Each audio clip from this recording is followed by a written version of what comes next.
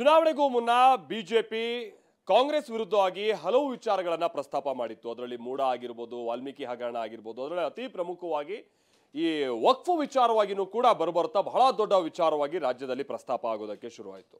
ಹಿಂದೂಗಳ ಜಾಗವನ್ನ ಕಬಳಿಕೆ ಮಾಡ್ತಾ ಇದ್ದಾರೆ, ರೈತರ ಜಾಗವನ್ನ ಕಬಳಿಕೆ ಮಾಡೋಕೆ ಪ್ರಯತ್ನ ನಡೀತಾ ಇದೆ. ಅದಕ್ಕೆ ಸರ್ಕಾರದ ಪರೋಕ್ಷ ಬೆಂಬಲ ಇದೆ ಅಂತೇಳಿ ಬಿಜೆಪಿ ಬಹಳ ಪ್ರೊಟೆಸ್ಟ್ ಅನ್ನ ಮಾಡ್ತಾ ಇದ್ದಂತ ನಾವು ನೋಡಿದ್ವಿ. ಈಗ ಅದ್ಯಾವುದು ಕೂಡ ಚುನಾವಣಾ ಸಂದರ್ಭದಲ್ಲಿ ವರ್ಕೌಟ್ ಆದಂತ ರೀತಿಯಾಗಿ ಕಂಡು ಬರ್ತಾ ಇಲ್ಲ. ಹಾಗಂತ ಬಿಜೆಪಿ ಏನು ಸುಮ್ಮನೆ ಕೂತಿಲ್ಲ. ಹೌದು, ನಾಳೆಯಿಂದ ಯತ್ನಾಳ್ ಅಂಡ್ ಟೀಮ್ ಈ ವಕ್ಫ್ ವಿಚಾರಕ್ಕೆ ಸಂಬಂಧಪಟ್ಟ ಹಾಗೆ ಜನಜಾಗೃತಿ ಮೂಡಿಸುವಂತ ನಿಟ್ಟಿನಲ್ಲಿ ವ್ಯವಸ್ಥೆಯನ್ನ ಮಾಡ್ಕೊಂಡಿದೆ. ಅದರಲ್ಲೂ ವಿಜಯೇಂದ್ರ ಟೀಮ್ ಮಾಡಿದಂಥದ್ದನ್ನ ನಾವು ನೋಡಿದ್ದೀವಿ. 3-4 ಟೀಮ್ ಇದೆ ವಿಜಯೇಂದ್ರ ಅವ್ರ ಕಡೆಯಿಂದ. ಆ ಟೀಮ್ಗೆ ಸೆಡ್ ಹೊಡೆದು ಯತ್ನಾಳ್ ಅಂಡ್ ಟೀಮ್ ಇದೀಗ ವಕ್ಫ್ ವಿಚಾರವಾಗಿ ರಾಜ್ಯಾದ್ಯಂತ ಅದು 1 ತಿಂಗಳುಗಳ ಕಾಲ ಜನಜಾಗೃತಿ ಮೂಡಿಸುವಂತ ನಿಟ್ಟಿನಲ್ಲಿ ವ್ಯವಸ್ಥೆ ಮಾಡಿಕೊಂಡಿದೆ. ಹಾಗಾದ್ರೆ ಬಿಜೆಪಿಯಲ್ಲೇ ಈ ನಾಯಕರುಗಳ ನಡುವಿನ ತಿಕ್ಕಾಟ ಒಂದ್ ಕಡೆ ಆದ್ರೆ ವಕ್ಫ್ ವಿಚಾರಕ್ಕೆ ಸಂಬಂಧಪಟ್ಟ ಹಾಗೆ ನಡೆಯುವಂತ ಹೋರಾಟ ಇದು ಹೇಗಿರುತ್ತೆ, ಬನ್ನಿ ರಿಪೋರ್ಟ್ ಅಲ್ಲಿ ನೋಡ್ಕೊಂಬ.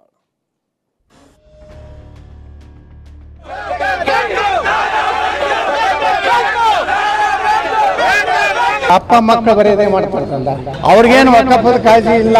ಅವ್ರ ಕಾಳಜಿ ಇರುವುದು ಮುಂದೆ ಮುಖ್ಯಮಂತ್ರಿ ಹೇಗಾಗಬೇಕು, ಅಪ್ಪನ ಹಾಗೆ ಲೂಟಿ ಮಾಡಬೇಕು.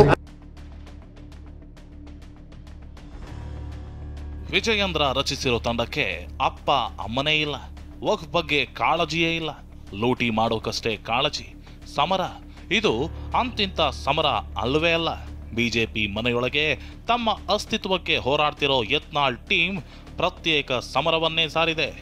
ವಕ್ಫ್ ಹೋರಾಟದಲ್ಲಿ ವಿಜಯೇಂದ್ರ ಟೀಮ್ಗೆ ಸೆಡ್ಡು ಹೊಡೆದು ಪ್ರತ್ಯೇಕ ಪ್ರತಿಭಟನೆಗೆ ಮುಂದಾಗಿದ್ದಾರೆ. ನಾಳೆಯಿಂದ 1 ತಿಂಗಳುಗಳ ಕಾಲ ವಕ್ಫ್ ವಿರುದ್ಧ ಬೃಹತ್ ಹೋರಾಟ ನಡೆಸಲಿದ್ದಾರೆ. ಮೂಢ ಕಾಳಜಿ ಇಲ್ಲ, ವಾಲ್ಮೀಕಿ ಜನಾಂಗದ 187 ಕೋಟಿ ಹಗರಣದ ಕಾಳಜಿ ಇಲ್ಲ, ದಲಿತರ 24,000 ಕೋಟಿ ರೂಪಾಯಿ ಪೂರ್ತಿ ಡೈಲ್ಯೂಟ್ ಮಾಡಿ ಇವತ್ತು ಗ್ಯಾರಂಟಿಗೆ ಹಾಕಿಲ್ಲ, ಅದ್ರ ಕಾಳಜಿ ಇಲ್ಲ. ವಕ್ಫ್ ವಿರುದ್ಧ ನಾಳೆಯಿಂದ 1 ತಿಂಗಳು ಯತ್ನಾಳ್ ಪ್ರತಿಭಟನೆ.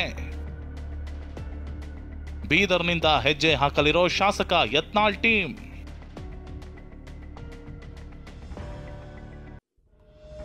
ಈಗಾಗಲೇ ವಕ್ಫ್ ವಿರುದ್ಧ ವಿಜಯೇಂದ್ರ ಟೀಮ್ ಪ್ರತಿಭಟನೆ ಮಾಡಿ ಮುಗಿಸಿದೆ.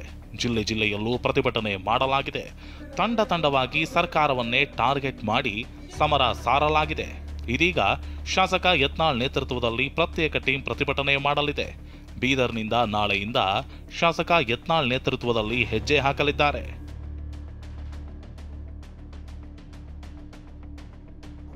ಹಾಗಾದ್ರೆ ವಕ್ಫ್ ಬೋರ್ಡ್ ವಿರುದ್ಧ ಶಾಸಕ ಯತ್ನಾಳ್ ಟೀಮ್ ಪ್ರತಿಭಟನೆಯ ರೂಪುರೇಷ ಹೇಗಿರುತ್ತೆ ಅನ್ನೋದನ್ನ ಹೇಳ್ತೀವಿ ನೋಡಿ.